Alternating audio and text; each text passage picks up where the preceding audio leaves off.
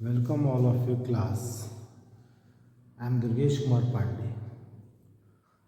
Class, today I take a chapter in the book Indian Constitution as Work in class 11th, and the name of this chapter is Executive Class. Class, we are looking that there are two types of the executive. One is political executive and another is a permanent executive. Executives are two types. In the political executive, president, vice president, prime minister, cabinet ministers are involved. And in the permanent executive, the IAS officer, which are the parts of administration, is also joined with the in executive. So executive means all the political executive as well as all the administrative officers who are assist to political executive in their work, like cabinet ministers are the responsible for the execution and implement the policy which are taken at the responsibility of the government. तो जो cabinet ministers होते हैं they are appointed by the president on the recommendation of prime minister. और ये जो cabinet ministers होते हैं ये they are divided the work of the government on the different ministry. जैसे फॉरेन मिनिस्ट्री का काम फॉरेन मिनिस्टर देखता है, डिफेंस मिनिस्ट्री का काम डिफेंस मिनिस्टर देखता है, ऐसे इंफॉर्मेशन एंड ब्रॉडकास्ट मिनिस्टर का अलग वर्क होता है. और हर मिनिस्टर के ऊपर एक कैबिनेट मिनिस्टर, हर मिनिस्ट्री का जो हेड होता है वो एक पॉलिटिकल एग्जीक्यूटिव होता है जो कि कैबिनेट मिनिस्टर होता है. बट पॉलिटिकल एग्जीक्यूटिव को सपोर्ट करने के लिए हर मिनिस्ट्री में एक सेक्रेटरी भी होता है जो कि एक आईएएस ऑफिसर होता है, और वो पॉलिटिकल एग्जीक्यूटिव को सपोर्ट करने के लिए एक परमानेंट एग्जीक्यूटिव होता है जो कि एक आईएएस ऑफिसर होता है जिसको सेक्रेटरी बोलते हैं, जो कि इन मिनिस्टर का सेक्रेटरी भी के रूप में भी जाना जाता है.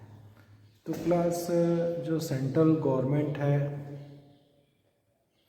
उसमें जो तमाम कैबिनेट मिनिस्टर्स हैं इनको हेल्प करने के लिए तमाम आईएएस ऑफिसर्स होते हैं, और इन कैबिनेट मिनिस्टर के साथ इन हेल्प करने वाले जो परमानेंट एग्जीक्यूटिव हैं आईएएस ऑफिसर जो कि सेक्रेटरी होते हैं इनको कलेक्टिवली सेक्रेटरीएट कहा जाता है. क्लास कि जो डिफरेंट मिनिस्ट्री हैं वो अलग अलग कार्यों को करते हैं गवर्नमेंट की, और पॉलिटिकल हेड जो है तो होता है ये कैबिनेट मिनिस्टर होते हैं, लेकिन जो परमानेंट हेड होते हैं एग्जीक्यूटिव के जो permanent member as a head होते हैं वो एक आईएएस ऑफिसर ही होते हैं. तो जॉइंटली जो गवर्नमेंट के काम हैं पॉलिटिकल एग्जीक्यूटिव और परमानेंट एग्जीक्यूटिव दोनों मिल के करते हैं. पॉलिटिकल एग्जीक्यूटिव जो होता है वो मिनिस्ट्री का जो हेड होता है वो कैबिनेट मिनिस्टर होता है, और जो permanent executive as a head होता है वो एक आईएएस ऑफिसर होता है, और जो generally as a secretary cabinet minister की हेल्प करता है. क्लास तो जब किसी ऑफिस में बहुत सारे कैबिनेट मिनिस्टर्स और उनके सेक्रेटरी बैठते हैं तो ऐसे जो है रूम को सेक्रेटरीएट बोलते हैं जो कि हमारे न्यू दिल्ली में इस्टेब्लिश है. क्लास तो इसी तरह से सेक्रेटरीएट के अलावा जो कैबिनेट मिनिस्टर्स हैं उनको असिस्ट करने के लिए एक कैबिनेट सेक्रेटरी होता है. जैसे Rajiv Gauba is the cabinet secretary, and the cabinet secretary is the senior most IAS officer of Indian Administrative Service. तो Rajiv Gauba assist each to Prime Minister, President, Vice President and also the cabinet. उनकी help करता है cabinet minister, and he is the chief, जो सबसे top post होती है IAS officer में, जो सबसे सीनियर पर्सन होता है कैबिनेट सेक्रेटरी होता है, and he assist the government. Suppose कोई प्राइम मिनिस्टर अभी एक्सपीरियंस नहीं है, न्यूली है, तो कैबिनेट सेक्रेटरी ऑल्सो असिस्ट, मदद करता है उनको कार्यों को करने में. क्लास जो ये परमानेंट एग्जीक्यूटिव होते हैं, जो IAS officer, they are coming by एक ऑर्गेनाइजेशन होती है यूनियन पब्लिक सर्विस कमीशन. इनके ये इन जो आईएएस ऑफिसर्स हैं उनको सेलेक्ट करती है, एंड जो बेसिस होता है वो क्लास होता है merit. On the basis of merit जो यूनियन पब्लिक सर्विस कमीशन है वो बहुत सारे एम्प्लॉइज़ को सेलेक्ट करती है जॉब के लिए, सिलेक्शन करके अधिकारियों को चुनती है. एंड सिमिलरली ऐसे ही राज्यों में स्टेट सर्विस पब्लिक कमीशन होती है. तो union public service commission was appointed this permanent executive, the IAS officers and IPS officers class. और क्लास जो यूनियन पब्लिक सर्विस कमीशन है, this is a constitutional body, and हमारे Indian constitution में provision है जिसके थ्रू इसको establish किया गया ताकि ये हमें on the basis of merit, गुणों के आधार पर एक अधिकारी प्रोवाइड करे. क्लास जो यूपीएससी होती है उसके मेंबर जो होते हैं, UPSC union public service commission के जो मेंबर होते हैं, दे अपॉइंट फॉर द 6 ईयर या फिर मैक्सिमम 65 ईयर तक दे जॉब कर सकते हैं. इसी तरह से जो राज्यों में स्टेट पब्लिक सर्विस कमीशन होते हैं, राज्यों में आईएएस ऑफिसर्स को appoint, state public service commission राज्यों में पीसीएस ऑफिसर्स को अपॉइंट करती है. तो क्लास जो यूनियन पब्लिक सर्विस कमीशन है, ये सेंट्रल गवर्नमेंट को इम्पोर्टेंट सिविल सर्वेंट्स अवेलेबल कराती है, and the central government in IAS officers को राज्यों में अपॉइंट करती है. और इस तरह से जो राज्यों के स्टेट्स की एडमिनिस्ट्रेटिव है उसमें सेंट्रल गवर्नमेंट कंट्रोल रखती है. और जब ये अधिकारी एक्सपीरियंस हो जाते हैं तो इनको वापस सेक्रेटरी के रूप में प्रमोट करके वापस बुला लिया जाता है. They got the experience in the different lower level, और फिर वो सेक्रेटरी बनते हैं class. And with the help of this IAS officer जो सेंट्रल गवर्नमेंट होती है वो राज्यों में इनको अपॉइंट करती है, और राज्यों में ये जो आईएएस ऑफिसर हैं स्टेट गवर्नमेंट के अंडर में रह कर के सुपरविजन में वर्क करते हैं, and they got the experience. Class इस तरह से जो एडमिनिस्ट्रेशन के थ्रू जो सेंट्रल एडमिनिस्ट्रेशन है वो स्टेट एडमिनिस्ट्रेशन के ऊपर होती है, और ये फेडरल सिस्टम में ये कैसे बैलेंस होती है, we will learn in the our next chapter class. Trained and skillful officers who work as a permanent executive employees of the government are assigned the task of assisting the minister in formulating policies and implementing these policies. देखो class जो trend और skilful जो officers होते हैं जो permanent employee के रूप में काम करते हैं सरकार में, are assigned the task of assessing the minister, वो मंत्रियों की मदद करते हैं, एक परमानेंट एम्प्लाई, और ताकि ये मंत्री लोग जो पॉलिसीज़ हैं उनको बना सकें और इन पॉलिसीज़ को इम्प्लीमेंट कर सकें। तो ऐसे गवर्नमेंट एम्प्लॉइज़ जो परमानेंट हैं उनको हम लोग सिविल सर्वेंट कहते हैं क्लास। देखो सिविल इसलिए इनके नाम के साथ जोड़ा गया क्योंकि इनको मिलिट्री सर्विसेज से अलग किया जा सके क्लास। तो executive organ of the government include the prime minister, the minister and the large organisation called the bureaucracy. मतलब प्राइम मिनिस्टर, प्रेसिडेंट और कैबिनेट मिनिस्टर के साथ साथ ब्यूरोक्रेसी हमारी पूरी इसमें शामिल होती है। हमारी एडमिनिस्ट्रेटिव मशीनरी भी एग्जीक्यूटिव का पार्ट्स होती है क्लास। और in a democracy the elected representatives and ministers are in charge of the government. जो डेमोक्रेसी होती है उसमें इलेक्टेड रिप्रेजेंटेटिव और जो मंत्री होते हैं वो इन चार्ज ऑफ द गवर्नमेंट होते हैं। And the administration is under their control and supervision। और जितने भी एडमिनिस्ट्रेशन होती है वो इन पॉलिटिकल एग्जीक्यूटिव के अंडर में होती है और सुपरविज़न में होती है। हमारी एडमिनिस्ट्रेशन उनके कंट्रोल में होती है और उनके सुपरविज़न में ही काम करती है हमारी administrative service machinery.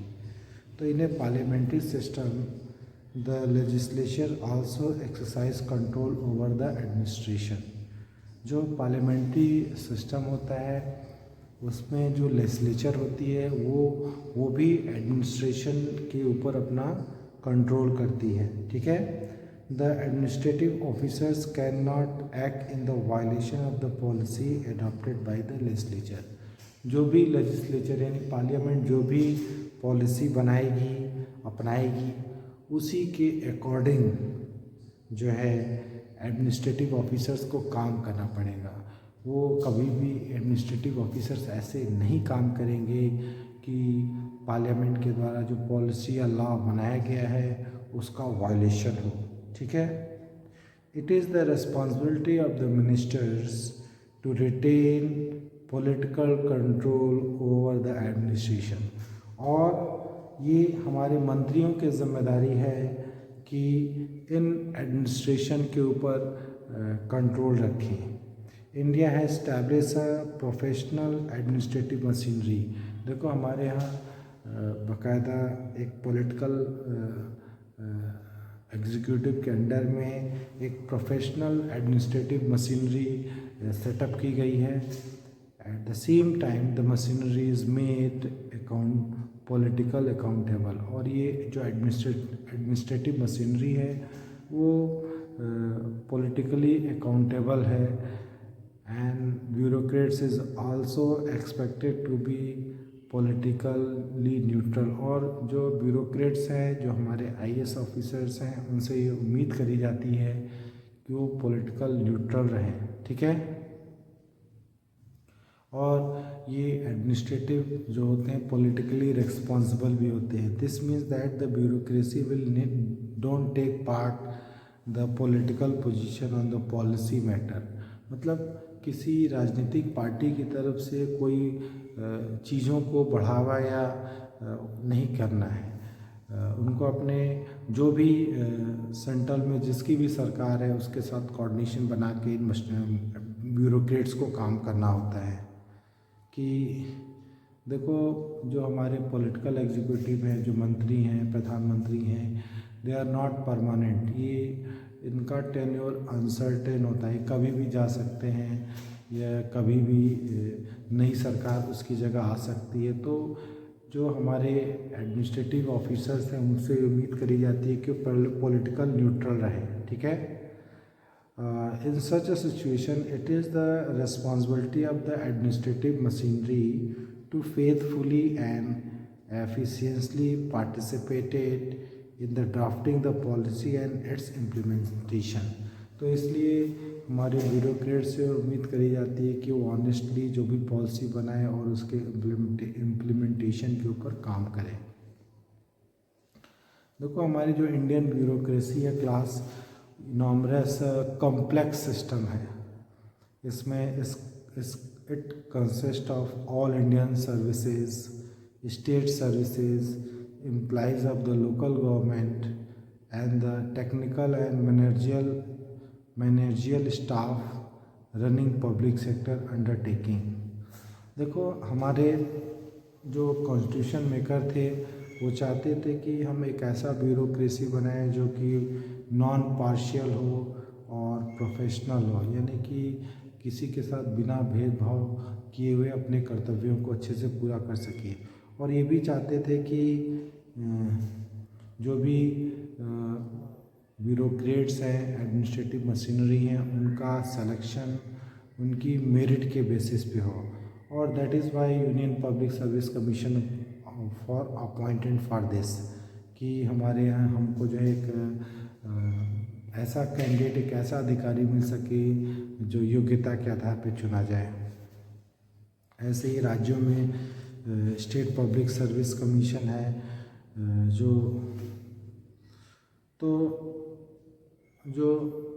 Union public service commission है उसके मेंबर जो है फिक्स टर्म के लिए अपॉइंट होते हैं, जनरली 6 ईयर के लिए या फिर 65 ईयर तक ही रिटायर्ड हो जाते हैं। द रिमूवल और suspension is the subject to through the inquiry made by the जज ऑफ सुप्रीम कोर्ट। अगर यूनियन पब्लिक सर्विस कमीशन का कोई अधिकारी है और अगर उसको रिमूव करना है या सस्पेंड करना है तो ऐसा तभी हो सकता है जब सुप्रीम कोर्ट के जज ने इंक्वायरी करी हो और उसके आधार पे ही यूपीएससी यानी यूनियन पब्लिक सर्विस कमीशन का जो अध्यक्ष उसको डिसमिस या सस्पेंड किया जा सकता है। और well efficiency and merits are the norms for recruitment. जब इनका रिक्रूटमेंट किया जाता है तो जो ब्यूरोक्रेट्स हैं उनकी एफिशिएंसी और मेरिट इसका आधार बनती है। और हमारे कॉन्स्टिट्यूशन ने ऐसा भी प्रोविज़न किया है कि जो हमारी एडमिनिस्ट्रेटिव बॉडी है उसमें समाज के हर तबके को प्रतिनिधित्व रिप्रेजेंटेशन दिया जाए। और इसी पर्पज़ से दलित और आदिवासियों को एडमिनिस्ट्रेटिव मशीनरी में रिजर्वेशन है। और इसके साथ साथ ये रिजर्वेशन वुमेंस के लिए भी बढ़ाया गया है, या ओबीसी अदर बैकवर्ड्स कास्ट के लिए भी हमारे एडमिनिस्ट्रेटिव मशीनरी में रिजर्वेशन है। और ये चीज़ें ये इंश्योर करती हैं कि जो हमारे कंट्री में ब्यूरोक्रेसी काम करती है वो बहुत ही रिस्पॉन्सिबल है, समाज के हर तबके को प्रतिनिधित्व देती है, सामाजिक असमानताओं को के आधार पे काम यहाँ पे नहीं होते हैं। ठीक है। At class civil services are classified basically in the 3 groups.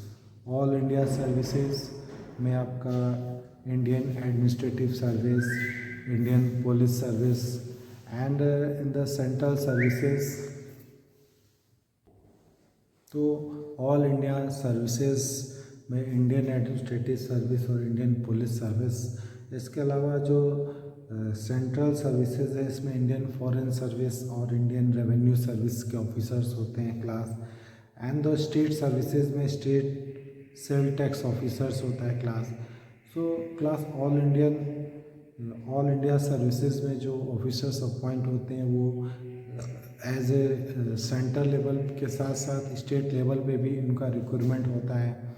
और जो सेंट्रल सर्विसेज ज्वाइन करते हैं वो ऑलवेज वो केंद्रीय सेंट्रल गवर्नमेंट के लिए ही काम करते हैं क्लास, जैसे Indian foreign service, Indian revenue service.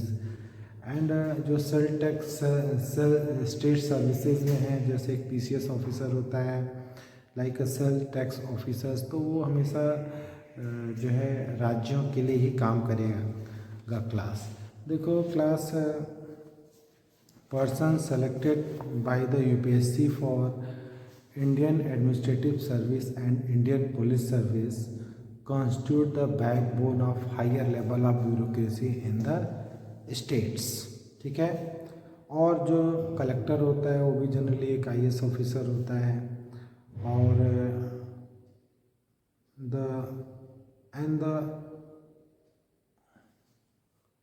that the officer is governed by the service condition let down by the central government. Central government की सर्विस कंडीशन पे वो काम करता है।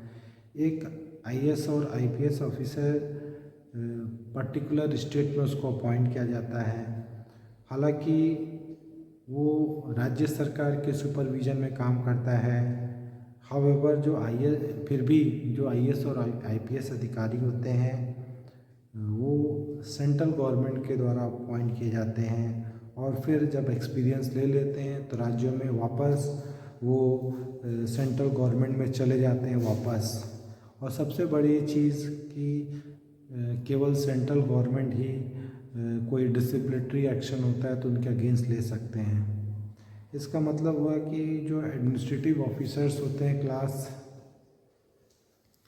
राज्यों में वो सेंट्रल गवर्नमेंट के सुपरविजन में काम करते हैं।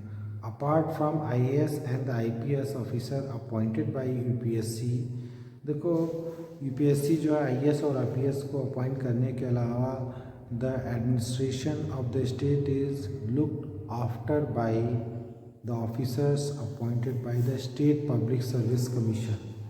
देखो स्टेट पब्लिक सर्विस कमीशन भी जिन अधिकारियों को अपॉइंट करती है उन अधिकारियों के मदद से भी एडमिनिस्ट्रेशन का काम किया जाता है क्लास।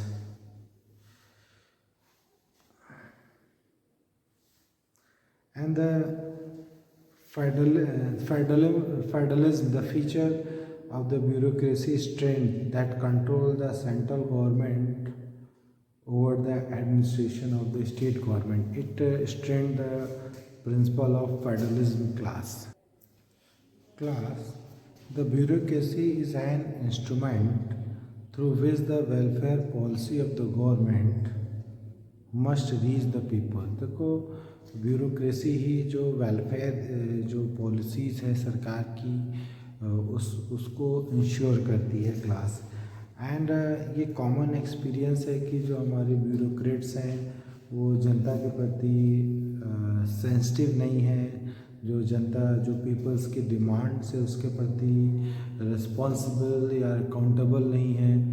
तो यह उम्मीद करी जाती है कि क्लास की जो हमारे डेमोक्रेटिक तरीके से जो इलेक्टेड रिप्रेजेंटेटिव वो इस जिम्मेदारी ले।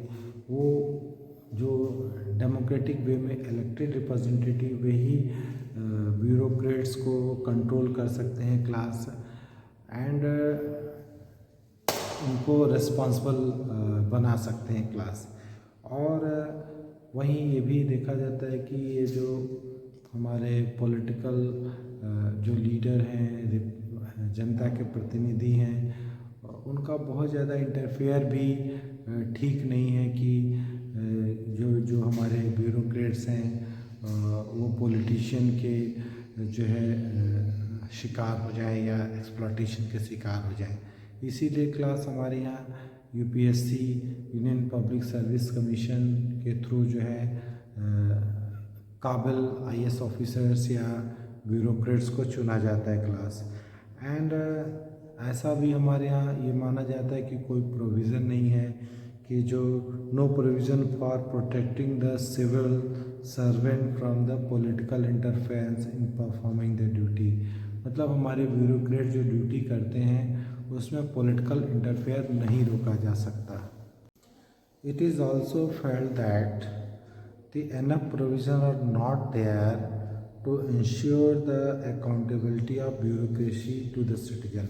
और ऐसे भी प्रोविज़न का अभाव है जो इन ब्यूरोक्रेट्स को जनता के प्रति जवाबदेह बनाए। तो देयर इज़ एक्सपेक्टेशंस दैट कुछ मेजर्स हैं जैसे कि राइट टू इन्फॉर्मेशन है जो इन ब्यूरोक्रेट्स को थोड़ा बहुत जो है रिस्पॉन्सिव और अकाउंटेबल जिम्मेदार और जवाबदेह बना सकती है। तो क्लास वी आर एक्सपेक्टिंग कि हमारे ब्यूरोक्रेट्स को हमारे जनता के प्रतिनिधि अकाउंटेबल बनाएं और राइट टू इन्फॉर्मेशन जैसे चीज़ों का इस्तेमाल करके हम इन जो भी हमारे ब्यूरोक्रेट्स हैं उनको रिस्पॉन्सिबल और अकाउंटेबल बना सकते हैं।